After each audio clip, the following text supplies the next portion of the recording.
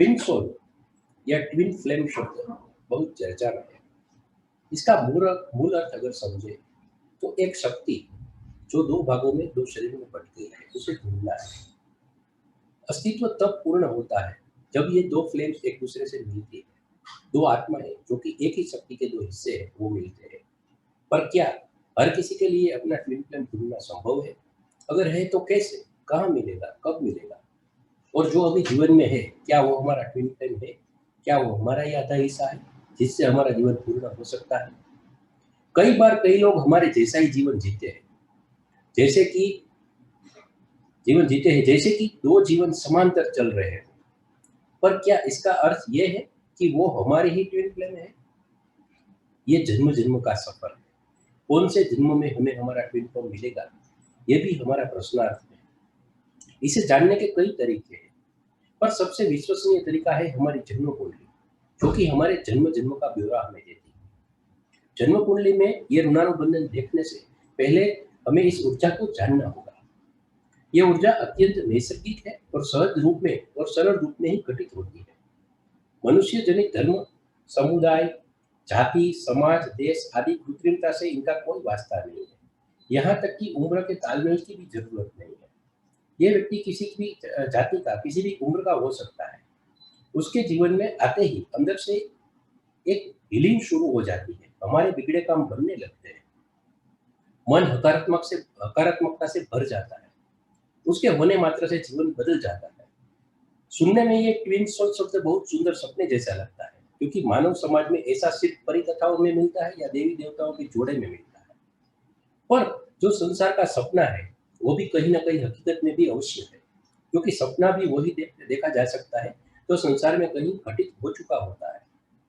Twin soul विषय में उतरने से पहले विचारधारा का संतुलन भी आवश्यक है, वरना कल्पनाओं और सपनों में भटक भटक के मुख्य सपना रूपी ये मिला जीवन भी ध्वस्त हो जाता है।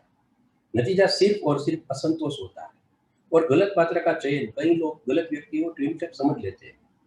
कई बार मेरे पास ऐसे क्लाइंट्स भी आए हैं जो गलत व्यक्ति को ट्विन फ्लेम समझ के आगे बढ़ते हैं और फिर वो असंतोष से भर जाते हैं।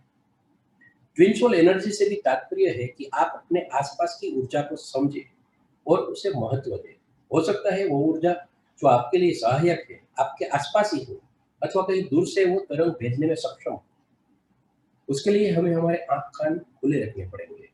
ऊर्जा अपने समान आकर्षण में कैसे भी कार्य कर सकती है। यहाँ पहले स्वयं में उतरा हुआ, स्वयं को प्रेम योग्य जाना हुआ जीव, जिसने स्वयं में परम के दर्शन कर लिए हो, वही ट्विन सोल के मर्म को समझ सकता है। शरीर ऊर्जा से भरा घर है। बिना ऊर्जा व्यर्थ मिट्टी का। बिना ऊर्जा के अगर हम देखें तो एक मिट्टी है, वो मिट्टी का ही है, लेकिन जो ऊर्जा है उसे जीवन प्रदान करती है। इतना समझने के बाद हम जन्म कुंडली पर आते हैं कि क्या संकेत है कि हम जान सके कि कौन हमारा ट्विन फ्लेम है।